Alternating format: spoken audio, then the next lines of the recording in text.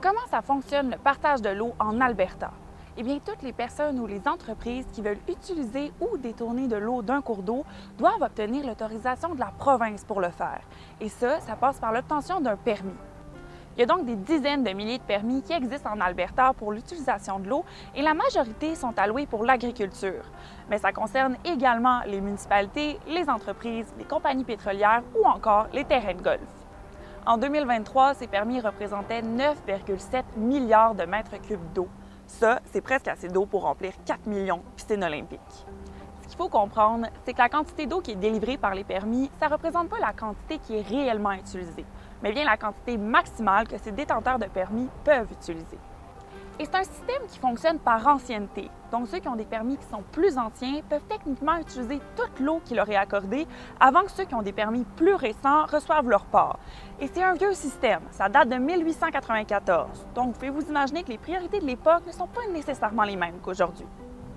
Dans des régions où il y a encore des permis disponibles, ça pose pas de problème. Par contre, dans des régions qui sont guettées par la sécheresse, c'est autre chose.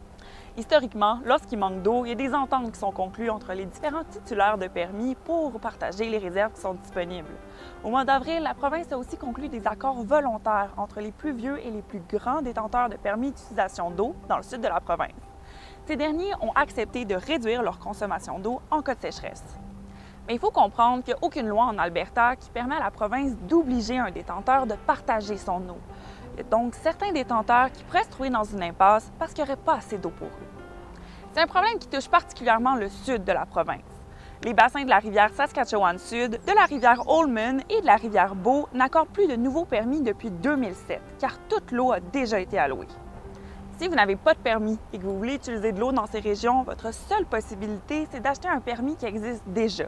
C'est ce que font des municipalités comme Cochrane ou Okotoks qui ont des problèmes d'approvisionnement en eau et qui doivent acheter des permis pour répondre aux besoins de leur population qui est grandissante. Comme je vous disais, c'est un vieux système qui a ses inconvénients et avec les changements climatiques et l'augmentation de la population, il risque de plus en plus d'être mis sous pression.